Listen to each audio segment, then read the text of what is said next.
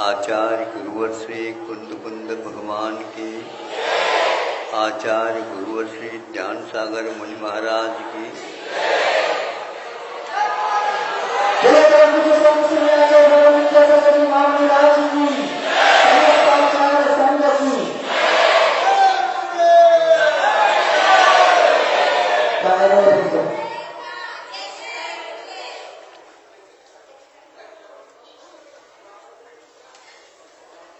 रेशम का उत्पादन कैसा होता है? आज वह रेशम की साड़ियाँ वगैरह मिलती भी और नहीं भी मिलती, उनके स्थान पर कृत्रिम रेशम बना करके उसको काम में लाया जाता है। कुछ भी हो, प्राचीन काल में इसकी परंपरा बहुत दूर तक जुड़ी हुई थी। सब लोग इसको पसंद करते थे। स्वतंत्रता मिलने से पूर्व में इसकी खेती बहुत मात्रा में हुआ करती थी। तो एक बार पढ़ा हमने कैसी होती है उसकी खेती। कोई बीज बोता हो, फिर इसके माध्यम से जैसे कपास की उत्पत्ति होती हो, उस प्रकार नहीं मानी जाती। फिर भी चीन पटवट कहा गया है। चीन में इसकी प्रसिद्धि ज्यादा है। ये सर्वा सिद्धि का उल्लेख है कि वहाँ रेशम के कपड़े की भांति पीले रंग वाला होता है। उसको भूमि के जीव के लिए उपमा दी गई है। अब उस लेख पढ़ने के उपरांत लगा कि संसारी प्राणी कितनी विषयों में रमता रहता है। कपड़ा तो पहनना ही ठीक है, लज्जा को ढकने के लिए और धूप से बचने के लिए आदि आदि, किंतु उसमें भी यह विषय ढूंढता है।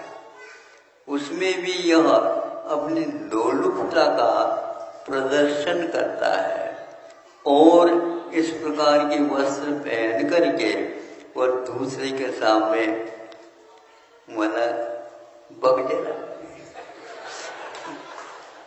मुझे देख तो लो, हमने ऐसा कपड़ा पहना है, तुम्हें देखने को भी नहीं मिलेगी, इसलिए देख तो लो। अब ये हुआ मान का अतिरेक, मद का उद्गम इसी से होता है और विषयों के लोभ लालच के कारण अपने आप को महान उस कर्म से बांध लेता है संसारी प्राणी। उसमें पढ़ा था कि जो मालिक होते हैं तो उसके उत्पादन कैसे करते हैं? लाखों कीड़े पालते हैं और उनको पाल करके उनके लिए अलग अलग प्रकार का उसकी खुराक रहती है। पत्तों को वो खिलाया जाता है, वो पत्ते वो रखते ही वो उसको खा लेते हैं। खा करके फिर इसके उपरांत उसके मुख से लार निकलती है। कौन? उन कीड़ों के मुख से।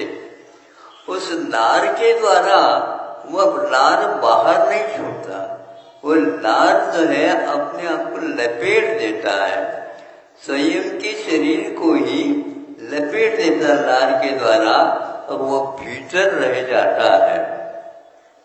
इसको पूर्ण कार्य देख करके वो क्या करते हैं? उबलते हुए पानी में इन कीड़ों को डाला जाता है। तभी वह उस उबलते हुए पानी के कारण वह जो लार थी वह सूत के रूप में परिवर्तित हो करके उसको चिपकी रहती है और भीतर का कीड़ा मर जाता। एक क्रिया किए बिना वो रेशम इनको हाथ में आ ही नहीं सकता। यह इस रेशम बनने का इतिहास है। वह स्वयं उस पत्ते को खा लेता है तो ही वह मुख से लार निकाल सकता, नहीं खाता है तो नहीं। किंतु दूसरी वस्तु को वह देखना भी नहीं चाहता। उसका कितना तीव्र कर्म का उदय होगा, अपने आप की मृत्यु के लिए स्वयं कारण बन जाता। आज आत्मदाह की, आत्महत्या की ये प्रचलन बहुत होता जा रहा है। इसके पीछे भी इसी प्रकार का तथ्य जुड़ा हुआ रहता है। वह क्षणिक सुख के हेतु अपने आप को भी मारने के लिए तैयार होता है। यह रेशम कीड़ा एक प्रकार से पुराण ग्रंथों में इसका उल्लेख मिलता है। ऐसा नहीं कि काल्पनिक उपन्यास का वह विषय हो, नहीं, मतलब अपने आप के जीवन को अपने आप के लोभ लालच से हम लोग समाप्त कर लेते हैं।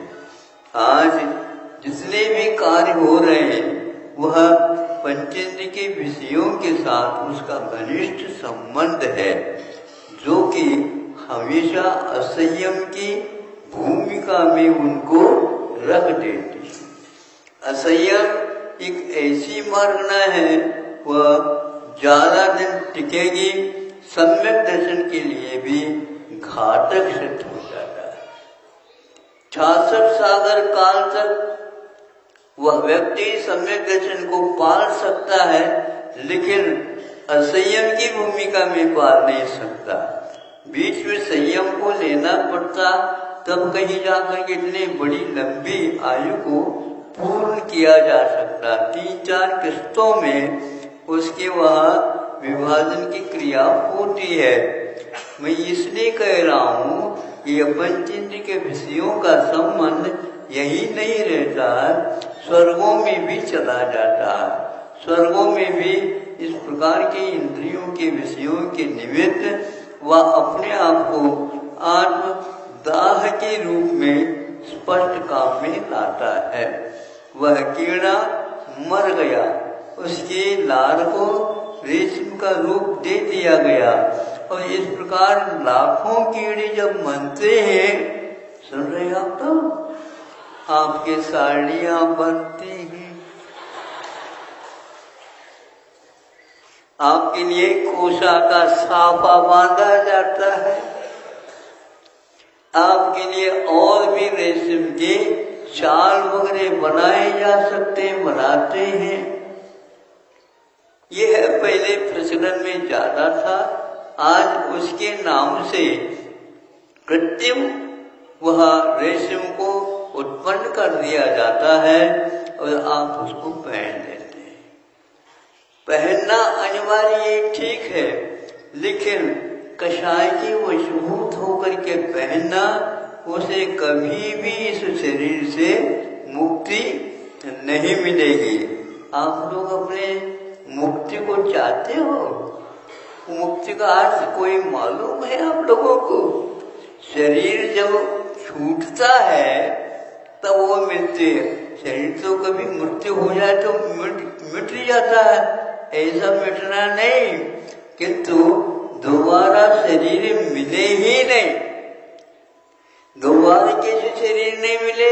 उसके योग्य के लिए हमारे पास कर्म नहीं बंधा है तो वह मिले ही मिलता है। ये बीज और वृक्ष, इसकी परंपरा अनादिकालीन है, किंतु अनादिकाल से आया है, इसलिए अनंत काल तक आगे भी जाएगा, ये नियम है।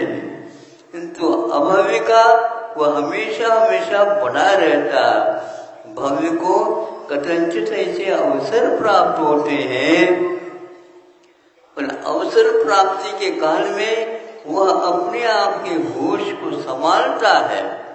गुरुओं की वाणी सुन करके या शास्त्र स्वाध्याय करके, देव दर्शन करके, अथवा संसार की लीला के बारे में समझ करके जगत का स्वभाव, जगत के स्वभाव के बारे में चिंतन करता है तो कई महाराजों को और कई तीर्थंकरों को भी इस प्रकार प्रत्येक बुद्ध बनने का अवसर प्राप्त होता, जो कि वह दांत गिर गया किसी का एक क्षणिक है विषय जिसके माध्यम से भूखे जाते हैं, वो दांत गिर गया, बाल सफेद हो गए, कमर झुक गए, लार टपकने लगे, ऐसे यदि वृद्ध का दर्शन आप करते हैं तो उसके लिए सम्यक दर्शन के लिए कारण वृद्धों के दर्शन करना चाहिए। शुद्ध वृद्धों की सेवा करने से ये प्राप्त हो जाता। अरे मेरा इतना सुंदर शरीर, और हमारे दादाजी का मेरे से भी ज्यादा सुंदर था, क्योंकि फोटो में देखने को मिलता है, लेकिन आज जो इनका स्वरूप क्या हो गया, इसके द्वारा भी वैराग्य हो सकता है। आप लोगों को होता है कि नहीं, ये तो हम एकदम खुलासा तो नहीं कर सकते। हाँ, वृद्धों की सेवा करने से हड्डी हड्डी रह जाते हैं, चमड़ी चमड़ी रह जाते हैं, मुख में दांत नहीं रहते हैं, नाड़ हिलती रहती है, कान सुन नहीं सकते। अब क्या मुंचिंद के विषय भूमने में आते ही नहीं, फिर भी दादा की चिंता ये रहती है आगे मैं कहाँ जा रहा हूँ, वहाँ हमारे लिए सब सुसंगत मिलती रहे, ये इच्छा करता है, वह निदान बंद कर लेता है। आप भी ऐसा चाहो तो देख लो, भूल करके नहीं करना। हाथी यदि फूकट में मिलता है तो कभी भी नहीं लेना। नहीं सोचते, उसको रख रखाव बहुत कठिन होता है। बड़ी बिल्डिंग बना दी, देखभाल नहीं होता तो ताले डालने पड़ते हैं, और ताले डल गए तो कुछ उसका उपयोग क्या है। तो भूत लोग कहते हैं, भूत पिशाच, वो हम यहाँ पर रहते हैं और उसमें कोई भी जा नहीं सकता, जाएगा तो वह ऊपरी बाधा चिपक जाएगा। इसलिए बड़े भवन बनाने का विकल्प बोलो है, बहुत सारे भवन बना करके आप रखोगे, मंजिल की मंजिल बनाओगे, उसमें और कौन रहेगा? आप तो एक कमरे में रहेंगे, खाली रहेगा, खाली दिमाग जैसे शैतान का होता है, शैतान वहीं पर जाकर के रहेंगे, वो फिर बाधा होगी। इसलिए ज्यादा की कल्पना छोड़ दो। दो राष्ट्र ज्यादा धनाढ्य हुए हैं, अब उनको बहुत तकलीफ हो रही बताते हैं। क्यों हो रही है? उसको वह प्रबंध, उसका प्रबंध ही नहीं कर पा रहे हैं। स्थिति ऐसी है कि क्षणभंगुर संसार है। उस रेशम के कीड़े के बारे में मैं जब कभी पढ़ता हूँ, याद करता हूँ, तो ये आत्मा एक प्रकार से अपने कषायों के कारण ऐसे कर्म, जैसे रेशम, लाल को रेशम के रूप में परिवर्तित कर देते हैं। ऊपर यह शरीर है, ये एक चद्दर की भांति काम कर रही है, भीतर देखो क्या आपके दोनों ये उंगलियां, ये तर्जीह बोलती है, इसको अंगुष्ठ बोलते हैं, और दोनों नाक के ऊपर अपने आप ही दबा देंगे। क्यों? इसलिए ऊपर का चद्दर ढका हुआ था तो वो बढ़ गया। क्या है उसमें? 9 द्वार बहे घिनकारी, 9 द्वारों का हमेशा खुला रहते हैं, उसमें से श्राव होता रहता है। कैसा वह बीभत्स वस्तुओं का दर्शन। इस प्रकार इस अनित्य संसार में भी नित्यत्व की परिकल्पना करने वाले अभी भी उनको सुध नहीं, ये कोशागार कथा अवश्य पढ़ लेना चाहिए और अपने को जो वैरागी है उनके साथ जाकर के थोड़े क्षण व्यतीत कर लेना चाहिए और जगत के स्वरूप के बारे में भी सोच लेना चाहिए और बच्चों को भी इसी प्रकार के संस्कार डालना चाहिए। आप बंधु कहलाते हैं, आपके पास आश्रित होकर के रहने वाले रहते हैं, वो उनके ऊपर आप यदि कृपा करना चाहते हैं, बड़े बड़े भवन, बड़े बड़ी राशि आदि आदि की इकट्ठा करने की अपेक्षा उचित कर लो, लेकिन मुख्य रूप से वे अवश्य समझें अपने जीवन के महत्व को। अन्यथा यह जीवन आपका जो मौलिक है, कब्जे को उड़ाने के लिए रत्न को फेंक रहे हैं, ऐसी दशा हुई है। ऐसा जो होता है उसे रत्न का महत्व ज्ञात नहीं है, इसलिए कब्जे को उड़ाने के लिए रत्न का प्रयोग करता है। ये सब उपदेश हम ही लोगों के लिए कृपा करके पूर्व के आचार्यों ने, उपाध्यायों ने, ऋषियों ने अपने जीवन को निरीहता के साथ व्यतीत करते हुए साहित्य का सृजन करके दे दिया है।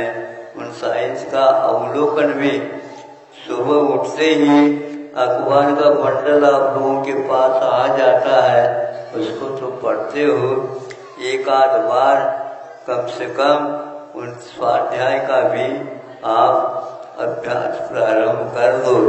यह जैसे आज 10 मिनट लग गए, इसी में आप लोगों को बात समझ में आ गई, तो स्वाध्याय भी करेंगे तो अवश्य ही तत्व ज्ञान आपको हो जाएगा। हमारी रुचि तो यही है भावना कि आप लोगों को भी तत्व अच्छा लग जाए। तत्व का अर्थ क्या है? यह अपने भाव धर्म माना जाता है।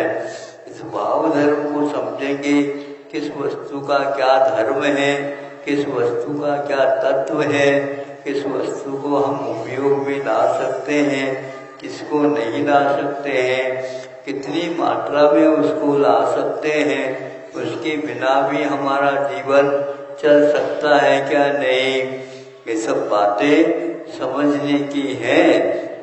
खाते हो, पीते हो, सोते हो, सब कुछ क्रिया करते हो, किंतु वो कहाँ तक उचित है, कितनी मात्रा में होना चाहिए, इसका भी विवेक होना चाहिए।